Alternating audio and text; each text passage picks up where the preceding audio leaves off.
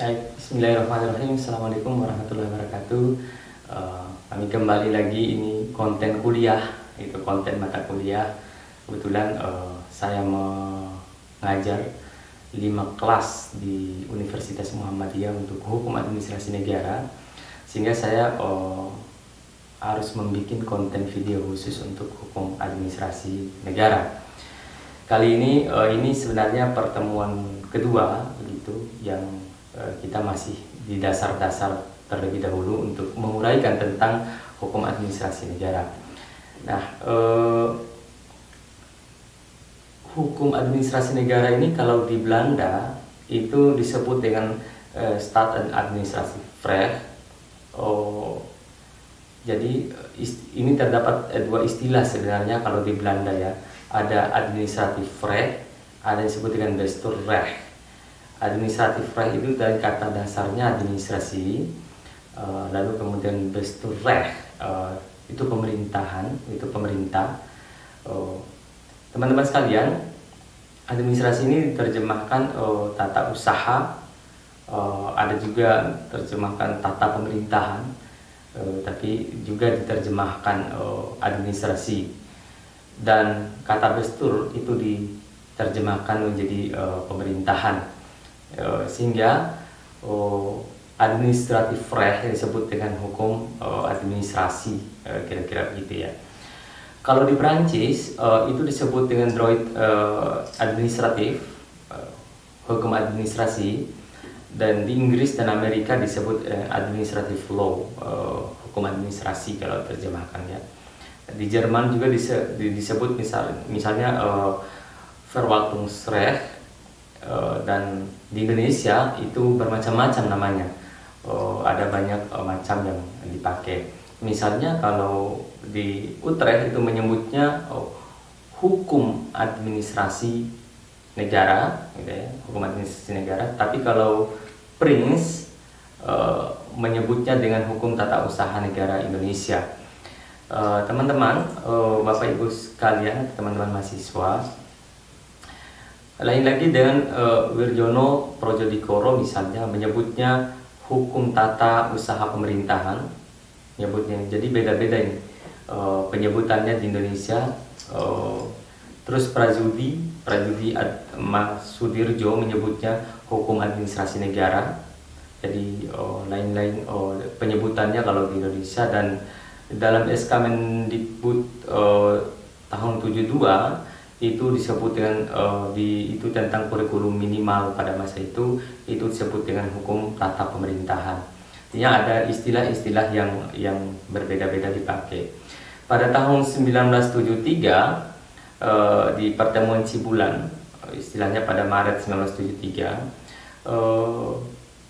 digunakanlah hukum administrasi negara dengan alasan-alasan yang tentu rasional.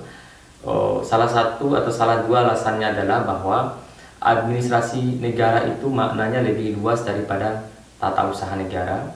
Yang kedua, administrasi negara itu mencakup seluruh kegiatan kehidupan bernegara dalam penyelenggaraan negara, sedangkan tata usaha negara itu hanya bagian dari administrasi negara. Artinya administrasi negara ini lebih luas, sementara tata usaha negara ini lebih sempit dari administrasi negara. Sehingga kalau kita lihat ya, dalam perkembangannya muncul beberapa istilah, misalnya seperti hukum administrasi negara. Mungkin kayak di UI misalnya mengembangkan ini. Lalu ada yang ada istilahnya hukum tata pemerintahan, jadi beda-beda. Yang ketiga itu ada tata usaha pemerintahan, hukum tata usaha pemerintahan. Lalu kemudian hukum tata pemerintahan dipakai, ada yang pakai hukum tata pemerintahan. Lalu ada yang menyebut hukum tata usaha negara, dan ada juga yang menyebut hukum administrasi negara Indonesia. Nah, kalau kita lihat di Undang-Undang 30 tahun 2014 itu disebut administrasi pemerintahan.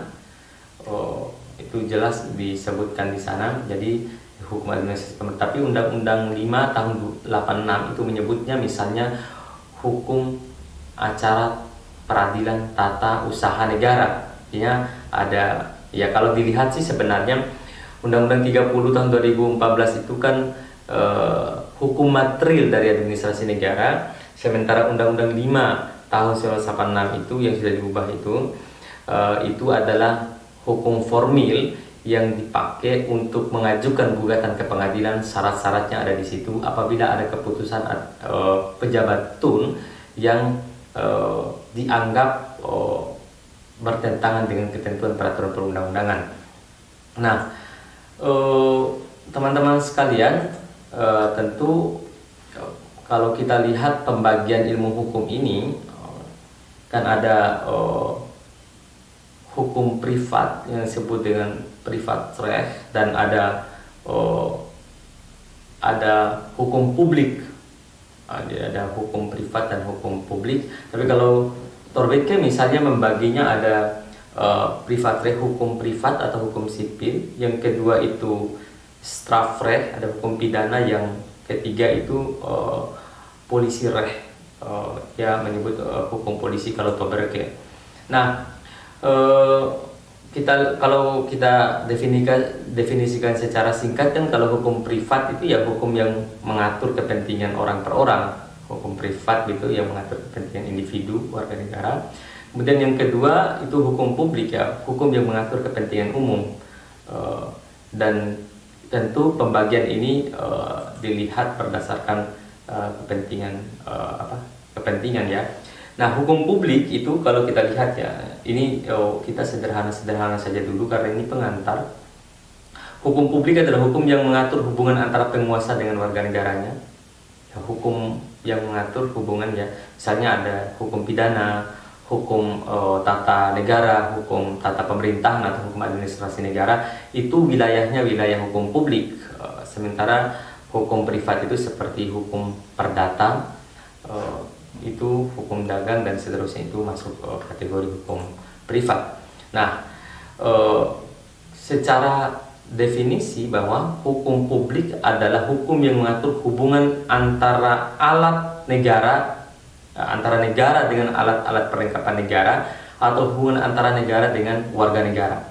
Jadi dia lebih bersifat ke umum, sehingga konsepnya bahwa hukum negara itu, hukum publik itu mengatur hubungan antara negara dengan warga negara, atau itu dipelajari misalnya kalau hubungan antara negara dengan alat-alat perlengkapan negara diatur dalam HTN.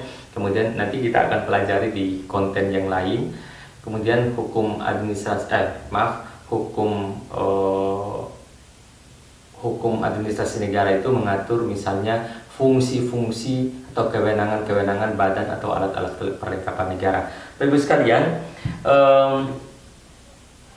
kalau dilihat misalnya kayak hukum pidana itu kan hukum pidana ada dua, misalnya ada hukum pidana material dan ada hukum pidana formil. Kalau dilihat dari hukum positif ya, sama hukum administrasi juga itu kalau sekarang ya ada material dan ada formilnya. Tadi saya sudah sampaikan, materialnya itu diatur Undang-Undang 30, formilnya diatur Undang-Undang 586 misalnya tentang peradilan tun.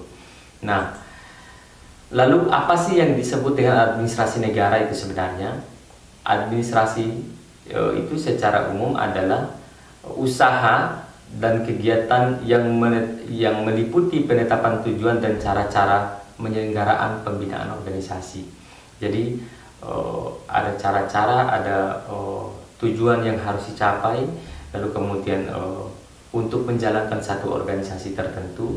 Yang kedua, administrasi itu adalah usaha dan atau kegiatan yang berkaitan dengan penyelenggaraan kebijakan dan pencapaian tujuan tertentu dari kebijakan itu. Jadi suatu kebijakan dibuat oleh organisasi tertentu, ada targetnya, ada outputnya, dan itu di maintenance di dalam organisasi. Bisa juga bahwa administrasi adalah kegiatan yang berkaitan dengan penyelenggaraan pemerintahan. Karena itu dia kalau administrasi itu berhubungan dengan tata usaha, dengan perkantoran dan seterusnya. Nah, terus apa administrasi negara itu apa? Kalau begitu, administrasi negara itu adalah mereka sebagai mesin, sebagai aparatur gitu ya, aparatur negara atau aparatur pemerintah yang bekerja dalam organisasi negara yang diatur dengan instrumen hukum yang disebut hukum publik tadi. Nah, yang mereka lakukan atau fungsi-fungsi jabatan yang mereka lakukan itu adalah untuk menjalankan aktivitas pemerintahan. Untuk aktivitas pemerintahan itu adalah aktivitas untuk menyelesaikan urusan-urusan publik, mengelola kebijakan untuk kepentingan publik, dan mereka setiap melakukan tindakan dan ada keputusan itu ada hukum yang mengaturnya, ada wewenang jabatan yang diberikan kepada mereka. Dengan wewenang jabatan itu mereka bisa melakukan atau tidak melakukan sesuatu, dan itulah yang diatur di dalam hukum administrasi. Nah, administrasi negara juga itu adalah berkaitan dengan proses teknik penyelenggaraan tugas pemerintahan. Itu kalau menurut Prajudi Mo Sudirjo mengatakan bahwa salah satunya sebagai proses atau teknis penyelenggaraan tugas-tugas pemerintahan. Nah, karena itu administrasi negara itu merupakan manajemen dan organisasi dari manusia-manusia dan peralatannya untuk mencapai tujuan-tujuan pemerintah. Itu kata Bintoro Cokroamidjojo mengatakan bahwa manajemen dan organisasi dari manusia-manusia dan peralatannya guna mencapai tujuan-tujuan pemerintahan. Itu salah satu. Yang kedua, menurut Sondang P. Siagian, bahwa administrasi negara itu adalah keseluruhan kegiatan yang dilakukan oleh seluruh aparatur pemerintah, dari satu negara dalam mencapai tujuan negara. Jadi ada kegiatan yang dilakukan oleh aparat pemerintah, kegiatan itu usahanya atau yang dia lakukan untuk mencapai tujuan negara. Salah satu tujuan negara itu adalah memberi pelayanan kepada publik, mensejahterakan rakyat, kira-kira begitu, memberi keamanan dan seterusnya. Itu adalah bagian dari tujuan negara. Untuk mencapai tujuan negara ini, maka pemerintahlah yang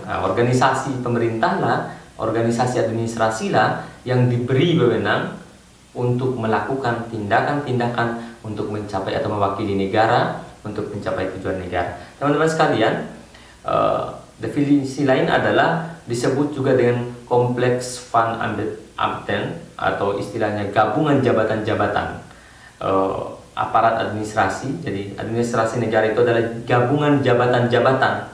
Iya, karena banyak jabatan kan. Jabatan-jabatan aparat administrasi di bawah pimpinan pemerintah melakukan sebagian pekerjaan pemerintah. Jadi, pekerjaan pemerintah itu dilakukan oleh jabatan-jabatan. Jabatan-jabatan itu bersumber dari organisasi negara. Organisasi negara inilah yang punya jabatan atau wewenang diberikan pada pejabat-pejabat administrasi negara. Itulah sebabnya bahwa tugasnya, salah satu tugas aparat negara di dalam konteks hukum administrasi negara adalah menjalankan fungsi-fungsi jabatan. Fungsi-fungsi jabatan itu diberikan oleh organisasi negara. Organisasi negara ini bersumber dari hukum atau konstitusi. Jadi apa yang mereka lakukan itu didasarkan pada ketentuan hukum yang berlaku. Nah, menurut sekalian, karena itu administrasi negara adalah keseluruhan aparatur pemerintahan yang melakukan berbagai kegiatan atau tugas-tugas negara selain tugas pembuatan undang-undang dan peradilan. Oke. Tugas pembuatan undang-undang itu adalah tugas legislatif, sementara tugas fungsi peradilan itu dilaksanakan oleh kekuasaan kehakiman. Sehingga di luar dari dua fungsi itu, itulah yang disebut dengan fungsi administrasi negara. Nah, itulah yang menjadi dasar bagi tindakan atau keputusan yang diambil oleh badan atau pejabat negara. Jadi, kalau kita melihat Van Vollenhoven misalnya mengatakan bahwa hukum administrasi negara merupakan kelanjutan dari hukum tata negara. Nanti kita akan bahas itu satu segmen, yaitu bahwa hukum administrasi negara mewujudkan tugas dari hukum tata negara yang artinya bahwa HTN memberi wewenang kepada badan-badan kenegaraan. Tadi saya sudah sampaikan bahwa hukum tata negara mempelajari organ-organ negara, badan-badan negara, lembaga-lembaga negara, dan lembaga-lembaga atau organ-organ ini punya fungsi, punya tugas, fungsi, tugas, dan wewenangnya. Itulah yang disebut dengan hukum administrasi negara. Kayak tubuh kita, tubuh secara keseluruhan ini, itulah mungkin kalau kita personifikasikan, tangan ini adalah organ, mata itu adalah organ, fungsi mata itu untuk melihat, fungsi tangan macam-macam, fungsi mulut untuk makan dan seterusnya, fungsi hidung itu adalah organ-organ tubuh. Di dalam organ-organ tubuh ini masing-masingnya punya fungsi, dan itu fungsi-fungsi itu menjalankan perannya masing-masing.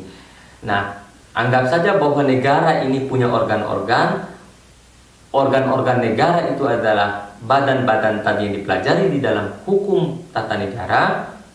Nah, kalau dipersonifikasikan anatomi tubuh manusia, tangan, kaki, mulut, hidung, telinga, itu adalah organnya negara. Badan ini negara, tangan, kaki, hidung, dan seterusnya itu organnya negara. Fungsi tangan, fungsi mata, fungsi telinga, fungsi kaki, fungsi mulut, itulah yang dipelajari di hukum administrasi negara. Nah, itu maksudnya. Jadi dia mempelajari fungsi masing-masing itu. Nah, teman-teman sekalian, menurut Utrecht, objek hukum administrasi negara adalah semua perbuatan yang tidak termasuk tugas mengadili. Tadi kita sudah singgung, ini Utrecht bilang semua tugas yang tidak termasuk mengadili, meskipun mungkin tugas itu dilakukan oleh badan di luar eksekutif. Jadi meskipun tugas itu dilakukan oleh badan di luar dari badan eksekutif, menjalankan administrasi peradilan misalnya, tapi tidak memutus perkara, kayak begitu, itu adalah fungsi administrasi. Nah, bagi hukum administrasi negara, kata Utrecht, yang penting bukan siapa yang menjalankan tugas itu, tetapi adalah ke bidang manakah tugas itu, bidang apa tugas itu. Jadi bukan siapa yang melaksanakan. Jadi ini juga bagus ini. Karena itu, selain itu, kata Utrecht, hukum administrasi negara merupakan himpunan peraturan-peraturan yang istimewa. Nah, dalam konteks dalam konteks bahwa bukan siapa, tidak penting, bukan siapa yang menjalankan tugas itu maksudnya adalah bahwa bisa jadi mungkin ada di badan legislatif orang-orangnya, tetapi fungsi yang dia jalankan itu adalah fungsi administrasi. Misalnya kesekjenan DPR itu menjalankan fungsi administrasi. Jadi sekjen DPR itu kan tanggung jawabnya ke presiden. Tapi keputusan legislasi, membuat undang-undang, fungsi pengawasan dan seterusnya yang melekat dengan DPR, yang melekat dengan fungsi DPR, itu adalah fungsi legislasi. Itu tidak termasuk administrasi. Yang masuk administrasi itu adalah mana mengelola keuangan dan seterusnya, itulah yang masuk fungsi administrasi. Nah, itu mungkin yang disebut oleh Utrecht. Nah, lalu Oppenheimer mengatakan bahwa Han itu menggambarkan negara dalam keadaan bergerak, karena memang hukum administrasi negara itu membicarakan atau mempelajari negara dalam keadaan bergerak. Artinya fungsi-fungsi dan kewenangan-kewenangan badan-badan negara yang statis tadi, bekerjanya lembaga-lembaga atau badan-badan negara yang statis tadi, itulah yang dipelajari dalam hukum administrasi negara, sehingga ia menjadi dinamis. Della Basekorkan mengatakan Han adalah himpunan peraturan tertentu yang menjadi sebab sehingga negara itu punya fungsi. Jadi hukum administrasi negara itu menjadi sebab kenapa negara itu punya fungsi. Maka peraturan-peraturan yang mengatur hubungan antara pemerintah, alat kelengkapan negara dengan warga negara, itulah yang diatur atau dipelajari dalam hukum administrasi negara. Sehingga hukum administrasi negara sekali lagi itu disebut hukum dalam keadaan atau mempelajari negara dalam keadaan dinamis atau dalam keadaan bergerak. Teman-teman sekalian, lain lagi misalnya dengan Luqman mengatakan bahwa Han atau hukum administrasi negara adalah hukum yang mempelajari mengenai hubungan-hubungan antara jabatan-jabatan satu dengan jabatan lainnya. Jadi hukum administrasi negara adalah hukum mengenai hubungan-hubungan antara jabatan-jabatan satu dengan lainnya, serta hukum antara jabatan-jabatan negara itu dengan warga masyarakat. Jadi antara mengatur fungsi atau hubungan hukum antara jabatan-jabatan tertentu, katakanlah antara jabatan X dengan jabatan B, jadi hubungannya diatur. Jabatan A dengan jabatan B, hubungannya diatur, dan hubungan antara jabatan-jabatan tadi dengan warga masyarakat. Karena itu itulah yang menunjukkan dia memang Han ini merupakan dalam teori negara hukum, ciri khas negara hukum modern itu bahwa jabatan-jabatan itu diatur fungsi-fungsi dan kewenangannya sehingga tidak ada yang melampaui kewenangan, tidak ada yang bertindak sewenang-wenang, dan karena itu hukum administrasi negara hadir untuk memberi batasan-batasan terhadap jabatan-jabatan itu. Nah, sehingga kalau secara umum ya hukum itu kan kalau hukum yang tidak tertulis secara umum ya itu ada hukum adat dan kebiasaan, lalu di bawahnya ada hukum yang tertulis, itulah peraturan perundang-undangan. Peraturan perundang-undangan itu ada yang dikodifikasi dan ada juga yang tidak dikodifikasi. Yang kedua itu adalah jurisprudensi dan juga traktat. Nah, jurisprudensi itu penting karena disitulah dasar bagi keputusan hakim. Misalnya keputusan hakim yang sekarang itu diikuti oleh putusan hakim selanjutnya karena ada kesamaan prinsip di dalam kasus tertentu dan itu memang tertulis. Bapak Ibu sekalian, secara umum teman-teman mahasiswa sekalian, secara umum memang unsur-unsur hukum itu adalah pertama dia merupakan kumpulan peraturan, jelas ya, kalau hukum itu kan kumpulan peraturan. Yang kedua, peraturan itu dibuat oleh pejabat yang punya wewenang. Jadi pejabat itu memiliki wewenang diatur di dalam kumpulan peraturan tadi, dan isinya itu berupa perintah, larangan atau kebolehan. Jadi ada perintah, ada larangan atau ada kebolehan. Lalu dia juga mengatur sanksi bagi yang melanggar perintah dan larangan tadi. Dan sanksinya kalau hukum kan bedanya dengan norma lain itu bersifat paksa. Salah satu sifat dari norma hukum itu adalah dapat dipaksakan, yang berbeda dengan norma-norma lainnya. Nah, karena itu kalau kita lihat karena hukum administrasi negara berada dalam lapangan hukum publik, maka kalau kita lihat ya secara umum hukum administrasi negara itu ini hukum yang mengatur tindakan pemerintah dan mengatur hubungan antara pemerintah dengan warga negara atau hubungan antar organ pemerintahan. Itu mengulang lagi tadi. Jadi tindakan pemerintah atau wewenang antar badan-badan, lalu tindakan atau perbuatan pemerintah terhadap warga negara itu diatur. Lalu kemudian hukum administrasi juga ini memuat keseluruhan peraturan yang berkenaan dengan cara bagaimana organ pemerintahan melaksanakan tugas-tugasnya. Jadi organ pemerintahan bagaimana melaksanakan tugas-tugasnya itulah yang diatur di dalam hukum administrasi negara.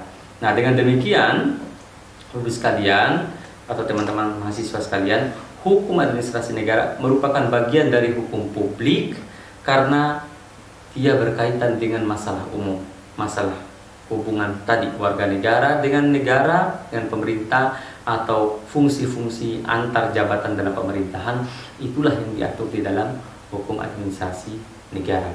Nah, dia bersifat umum karena kepentingan hukum itu yang dimaksudkan adalah kepentingan nasional, kepentingan bangsa, kepentingan negara, itu yang diatur di dalam hukum administrasi negara.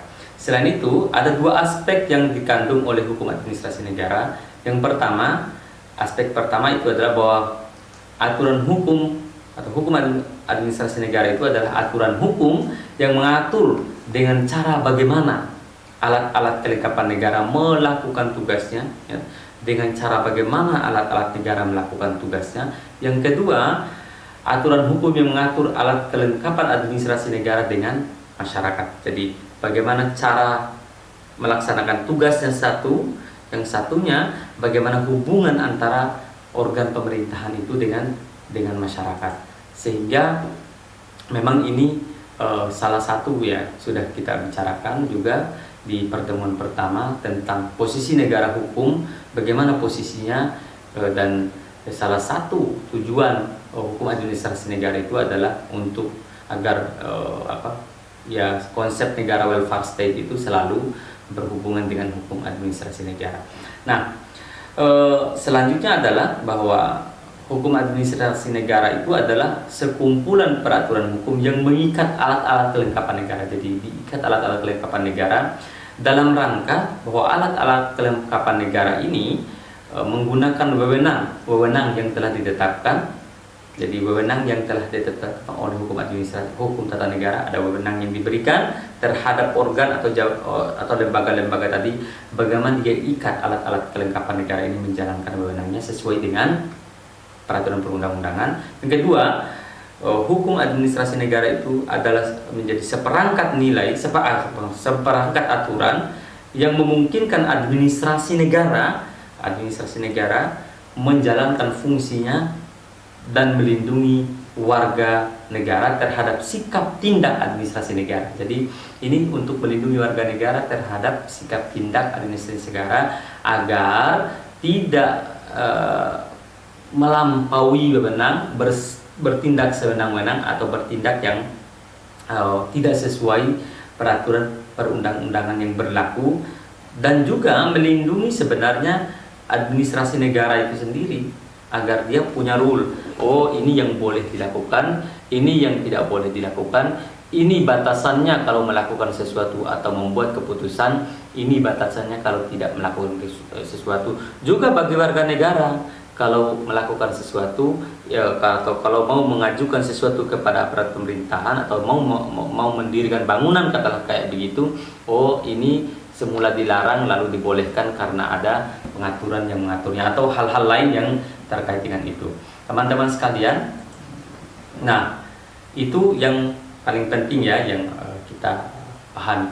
Lalu dari sisi ruang lingkup hukum administrasi negara, ini sebenarnya saya agak kesulitan menentukan ruang lingkup. Kalau kita lihat, yang pertama kan kalau hukum administrasi negara itu berkaitan dengan sikap tindak pemerintah ya, atau tindakan pemerintahan yang tidak semuanya ditentukan secara tertulis dalam peraturan perundang-undangan. Tidak semua, maka namanya ada diskresi. Nanti kita coba bahas nanti satu konten tentang diskresi, tentang sumber kewenangan. Nanti kita akan bahas khusus sumber kewenangan, jenis keputusan, kemudian larangan larangan bagi pejabat tertentu melakukan sesuatu, atau yang disebut dengan larangan penyalahgunaan wewenang lah kalau dalam Undang-Undang 30 tahun 2014 tentang administrasi pemerintahan. Nah, satu yang kedua adalah perbuatan atau keputusan dan instrumen hukum lain yang terletak pada satu lembaga tertentu. Jadi itu ruang lingkupnya. Jadi ada perbuatan, peraturan atau tindakan hukum lain yang dilakukan oleh badan hukum tertentu, itu dipelajari di dalam atau menjadi ruang lingkup dari hukum administrasi negara. Ketiga adalah hukum administrasi negara ini berkembang sejalan dengan perkembangan tugas-tugas pemerintahan dan kemasyarakatan. Jadi dia tidak statis, memang dia dinamis, dia selalu ada perubahan-perubahan. Karena itu orang yang mempelajari hukum tata negara, hukum administrasi negara, dia harus terus update, harus terus mengikuti perkembangan, karena ada peraturan kebijakan misalnya yang berubah dan itu mengubah fungsi atau memberi kewenangan baru terhadap jabatan tertentu, maka kita harus tahu sejauh mana kewenangan baru itu diberikan, apakah kewenangan yang diberikan itu tidak bertentangan dengan undang-undang di atasnya, apakah kewenangan itu tidak bertentangan dengan prinsip-prinsip umum asas pemerintahan yang baik. Nanti kita akan pelajari juga itu, dan ini semua harus disesuaikan. Lalu perkembangannya cepat memang, ruang lingkupnya kalau hukum administrasi negara itu perkembangannya dinamis sekali, cepat sekali proses perkembangannya. Lalu selanjutnya adalah yang pasti dipelajari itu pasti perbuatan hukum publik gitu. Perbuatan pemerintah itu dalam lapangan hukum publik. Itu jelas ya. Karena ini hukum administrasi negara itu adalah hukum publik, jadi berbicara soal atau mengambil posisi bahwa yang dipelajari atau yang dibicarakan itu adalah soal perbuatan pemerintah dalam lapangan hukum publik. Yang selanjutnya adalah terkait dengan kewenangan badan atau organ itu di bidang pemerintahan. Nah, yang di dalamnya diatur misalnya mengenai dari mana, dengan cara apa, dan bagaimana pemerintah itu menggunakan kewenangannya. Jadi dia jelas ya, apa yang dipersoalkan. Jadi soal kewenangan, sumber kewenangannya dari mana sih? Nah, kayak begitu ya. Lalu kemudian bagaimana cara melaksanakan atau melaksanakan kewenangan lah ya, melaksanakan kewenangannya, dan cara menggunakan kewenangan yang diberikan itu bagaimana, itu salah satu. Yang selanjutnya adalah akibat hukum yang lahir dari perbuatan atau penggunaan kewenangan itu. Jadi apa akibat hukum yang lahir dari perbuatan itu? Jadi kalau melakukan sesuatu kan ada akibat hukumnya. Jadi itu salah satu cakupan dari apa yang akan kita pelajari atau hukum administrasi negara. Selanjutnya adalah penegakan hukum dan penerapan sanksi di bidang pemerintahan. Kan salah satu ciri negara hukum modern itu adalah bahwa sikap tindak perbuatan pemerintah itu limitatif, ada batas-batasnya. Batas-batas inilah yang diatur ya, boleh nggak dikasih penalti terhadap perbuatan pemerintah yang tidak sesuai dengan ketentuan peraturan perundang-undangan? Ya boleh. Karena itulah misalnya ada pembatalan keputusan. Sekarang perbuatan faktual itu sudah diatur juga di Undang-Undang 30 tahun 2014 tentang administrasi pemerintahan. Tentu ini semua adalah merupakan bagian yang tidak terpisahkan dari hukum administrasi negara. Hal lain Bapak Ibu sekalian atau teman-teman mahasiswa sekalian adalah HAM itu dapat dibagi sebenarnya, ada hukum administrasi negara yang heteronom, ada hukum administrasi negara yang otonom, ada hukum administrasi negara umum, dan ada hukum administrasi negara khusus. Hukum administrasi negara heteronom itu bersumber pada Undang-Undang Dasar, TAP MPR, undang-undang atau mengatur seluk-beluk organisasi dan fungsi administrasi negara. Nah, ini semacam yang cakupannya luas gitu ya, yang Undang-Undang Dasar, ketetapan MPR. Kalau dulu ya, kalau sekarang sih ketetapan MPR itu kan tidak terlalu ini ya, tidak diproduksi lagi kira-kira begitu. Lalu undang-undang begitu, dan itu kan semua mengatur badan atau organisasi-organisasi negara dan fungsi organisasi itu, kan ada fungsi organisasi itu sehingga disebut heteronom ya. Nah, sementara hukum administrasi yang otonom itu adalah yang operasional, dia lebih operasional. Nah, lebih operasional dan yang menciptakan pemerintahan dan administrasi negara. Selanjutnya adalah HAN umum, hukum administrasi negara umum, disebut dengan Al-Khamenei itu berkaitan dengan peraturan-peraturan umum mengenai tindakan hukum dan hubungan hukum administrasi atau prinsip-prinsip yang berlaku untuk semua bidang hukum administrasi. Jadi dia berlaku secara umum tentang hukum terkait dengan hukum administrasi. Nah, ada juga yang disebut dengan Besonderder atau yang disebut dengan hukum administrasi negara yang khusus. Hukum administrasi negara yang khusus ini adalah peraturan-peraturan khusus yang terkait dengan bidang-bidang tertentu. Jadi ini secara umum karena ini kan baru pengantar mata kuliah ya.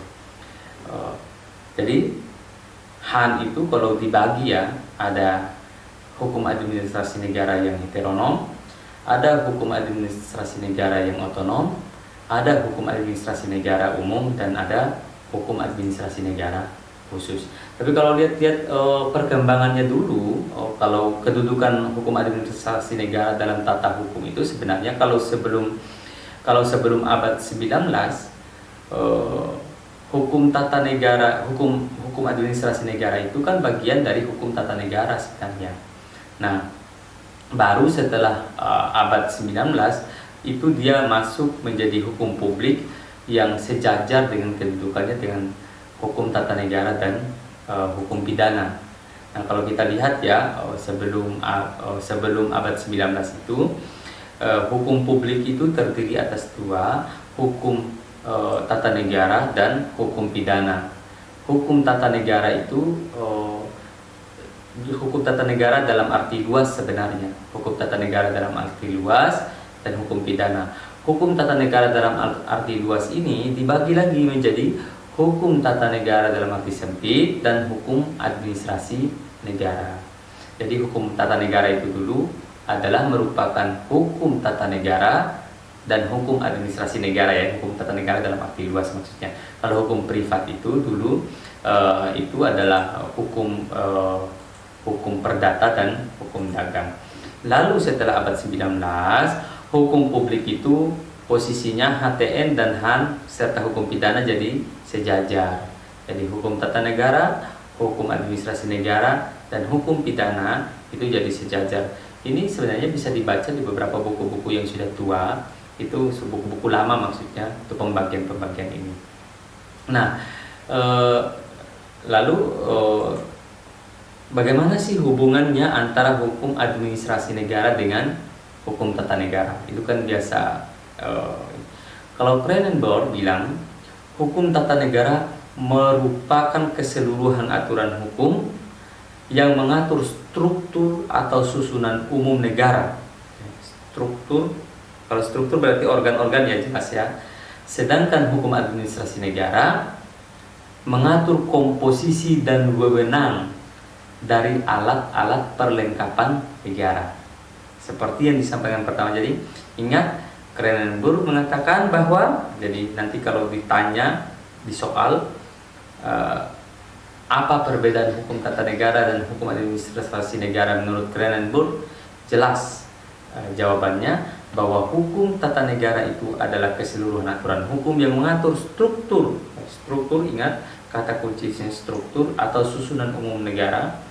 Sedangkan hukum tata administrasi negara mengatur komposisi dan wewenang atau mengatur kewenangan gitu ya, wewenang alat-alat perlengkapan negara. Nah, lain lagi dengan Fechting mengatakan bahwa pada dasarnya objek hukum tata negara dan hukum administrasi negara adalah sama, yaitu negara. Ya, itu semua ahli sepakat bahwa objeknya sama, bahwa hukum tata negara dan HAN, HTN dan HAN itu objeknya sama, yaitu negara, tapi beda pendekatannya. Nah, kata Fechting, HTN menyelidiki tentang tatanan negara, sedangkan HAN tentang tata cara bertindak atau itu tadi kewenangan toh. Tata cara bertindak alat-alat perlengkapan negara. Jadi jelas perbedaan-perbedaannya. Lain lagi kalau Van Vollenhoven mengatakan bahwa badan pemerintahan tanpa hukum tata negara akan lumpuh, kata dia. Oleh karena itu badan ini tidak mempunyai kekuasaan atau kekuasaannya tidak jelas, dan badan pemerintahan tanpa HAN akan bebas. Jadi maksudnya adalah bahwa badan pemerintahan tanpa HTN akan lumpuh itu karena badan ini tidak punya kekuasaan, dan kekuasaannya itu mungkin badan-badan ini tidak jelas. Jadi tak campur-campur, tidak jelas gitu. Lalu kalau tanpa Han, jadi badan-badan itu jadi bebas melakukan tindakan, bebas mengambil keputusan. Jadi kemungkinan sewenang-wenang itu jadi besar, kemungkinan berbuat melampaui wewenang itu besar, dan karena tidak ada batas kewenangan, dan Han inilah yang membatasi kewenangan-kewenangan. Karena itulah Van Vollenhoven bilang itu bahwa tanpa Han, jadi alat-alat perlengkapan negara atau pemerintah itu bebas, tidak ada limitatif tindakan-tindakan mereka, tidak ada batasan. Jadi penting itu adalah Han untuk membatasi tindakan.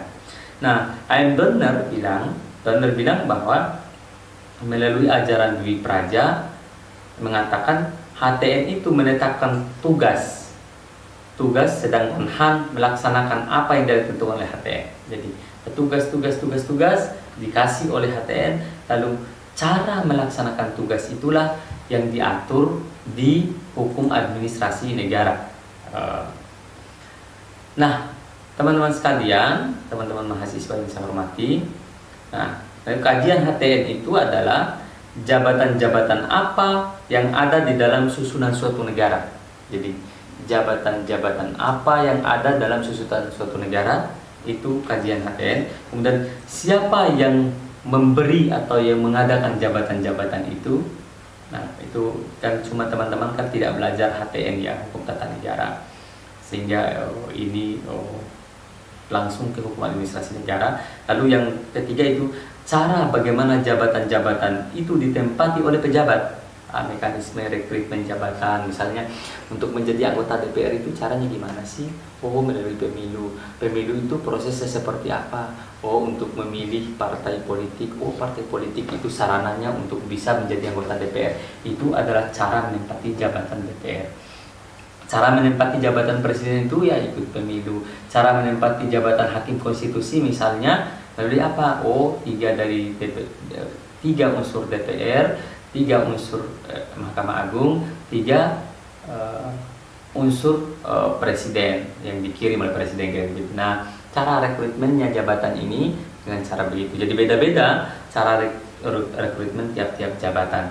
Nah, itu adalah cara itu dipelajari di mana? Di hukum tata negara. Itu makanya biasa kalau belajar di hukum tata negara, misalnya kita belajar tentang lembaga-lembaga negara.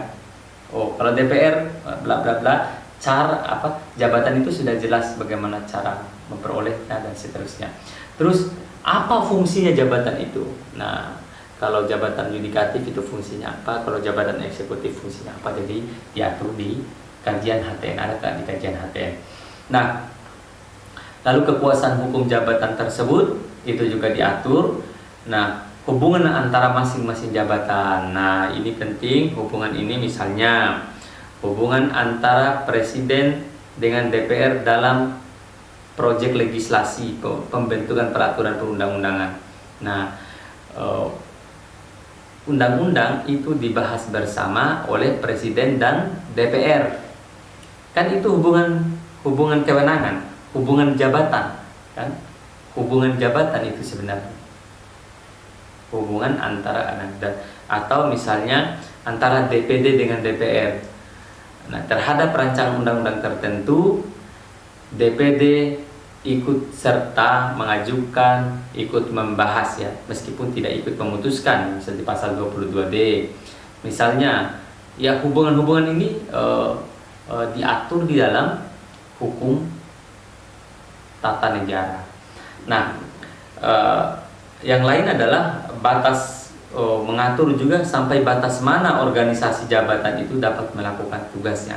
Jadi dibatasi itu memang ciri negara modern itu jabatan-jabatan itu punya batasan. Ini menandakan bahwa ada fungsi pemisahan kekuasaan atau pembagian kekuasaan antar jabatan-jabatan itu sehingga saling check and balance antara jabatan-jabatan itu.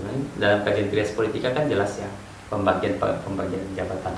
Nah, teman-teman sekalian, kalau kajian Han Tadi kajiannya. Kalau kajian Han itu mengkaji mengenai hubungan hukum antar alat kelengkapan negara. Alat-alat kelengkapan negara itu bagaimana hubungan hukumnya. Yang kedua adalah mengkaji mengenai hubungan hukum antar alat perlengkapan negara dengan pribadi atau badan hukum. Bagaimana sih hubungan antara alat kelengkapan negara tadi dengan warga negara. Kayak tadi di awal perkuliahan saya sudah sampaikan, jika ada perbuatan pemerintah yang tidak sesuai dengan peraturan perundang-undangan, nah dapat digugat oleh perorangan atau oleh badan hukum di pengadilan tata usaha negara. Itu jelas pengaturannya, dan ini penting untuk kita ketahui karena ini terkait dengan dengan dua mata kuliah ya yang kajiannya sebenarnya dulu satu, kemudian dipisah menjadi dua. Kalau kayak di Fakultas Hukum Unhas kan ada Departemen Hukum Tata Negara, ada Departemen Hukum Administrasi Negara, dan ada Prodi Hukum Administrasi Negara. Malah ini jadi unik karena satu-satunya di Indonesia yang punya Prodi Hukum Administrasi Negara itu cuma di Fakultas Hukum Unhas. Yang lain mungkin hanya Departemen Hukum Administrasi Negara di bawah Prodi Ilmu Hukum.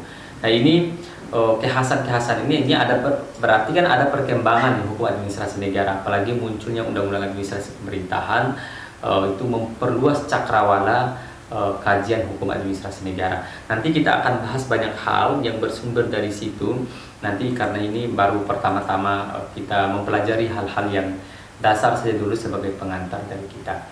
Teman-teman sekalian,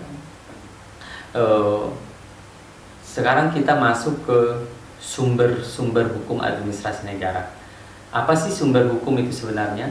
Kalau kita lihatnya, nah kalau sumber hukum itu adalah segala sesuatu yang dapat menimbulkan aturan hukum.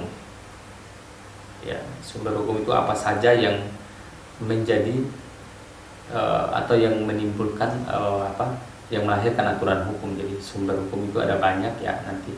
Nah, sumber hukum itu sering digunakan dalam beberapa arti, misalnya dalam arti sebagai asas, atau sebagai sesuatu yang merupakan permulaan hukum. Hukum itu titik berangkatnya dari mana dan seterusnya. Yang kedua, menunjukkan hukum yang terdahulu yang memberi bahan-bahan pada hukum yang sekarang atau hukum yang berlaku. Lalu yang lain adalah sebagai sumber berlakunya yang memberi kekuatan berlaku secara formal pada peraturan hukum yang ada. Jadi arti-arti sumber hukum ini penting. Lalu kemudian sebagai sumber dari mana kita dapat mengenal hukum, misalnya mengenal hukum itu seperti dokumen, undang-undang dan sebagainya kalau yang terkodifikasi ya. Kemudian sebagai sumber terjadinya hukum atau sumber yang menimbulkan hukum. Jadi sumber-sumber hukum itu arti makna yang dapat ditelusuri. Tapi teman-teman tetap saya harap membaca buku-buku lain nanti. Selanjutnya ada sumber hukum secara umum, itu kan ada dua ya, ada sumber hukum formal dan ada sumber hukum material sebenarnya. Nah, sumber hukum material dan formal ini ya sering dipelajari lah di dalam ilmu hukum atau di fakultas hukum. Sama dengan sumber hukum administrasi, ada sumber administrasi negara itu ada sumber formal dan sumber material. Nah, sumber hukum material itu adalah isi, ini soal isinya atau faktor-faktor yang mempengaruhi isi dari aturan hukum apa, itu ya semacamnya. Apa substansinya, itu bahasa sederhananya. Apa sih substansi dari peraturan hukum itu? Itulah yang disebut dengan hukum material. Nah, jadi yang pertama itu terkait dengan apa sumber kekuatan sehingga hukum mengikat atau dipatuhi oleh manusia. Kira-kira begitu. Jadi secara umum substansinya perbuatan ini dilarang, diperbolehkan atau dianjurkan, disuruh. Itu hukum material, sesuatu yang secara substantif diatur. Sementara sumber hukum formal adalah peraturan hukum yang ada, peraturan-peraturan hukum yang berlaku untuk menjawab di manakah didapatkan aturan-aturan hukum yang mengatur kehidupan manusia. Ya, jadi jelas ya hukum formal dan hukum material. Nah, bagaimana sumber hukum material itu? Yang pertama, apa saja faktor-faktor yang mempengaruhi sumber hukum material atau isi suatu aturan hukum? Yang pertama itu adalah sejarah ya, sumber hukum yang secara historis itu. Nah, itu mempunyai arti yang pertama sebagai sumber pengenalan di mana tempat hukum itu ditemukan. Nah, sumber hukum secara historis. Nah, ini berarti kalau tempat kan terkait dengan keadaan tertentu di tempat itu, dari mana munculnya, kenapa itu bisa muncul, apa yang mempengaruhinya, itu terkait dengan sejarah hukum sih sebenarnya.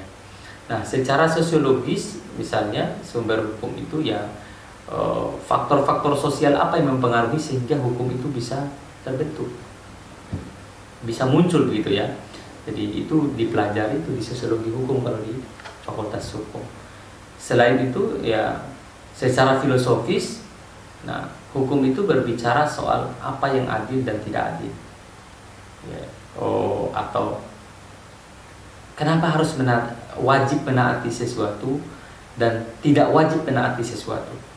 Jadi itu dipelajari di dalam konteks ini.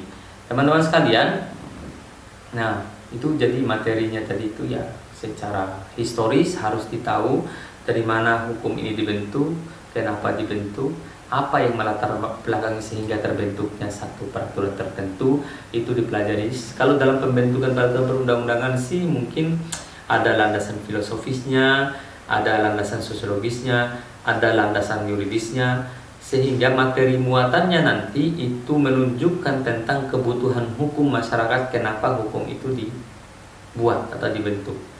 Sehingga jelas ya, kalau mengatur sesuatu itu jelas materinya apa, sumber materialnya apa, dan alasan-alasan filosofis dan yuridis serta sosiologisnya apa. Masyarakat butuh nggak dengan aturan ini? Nah, ada alasan sosiologisnya.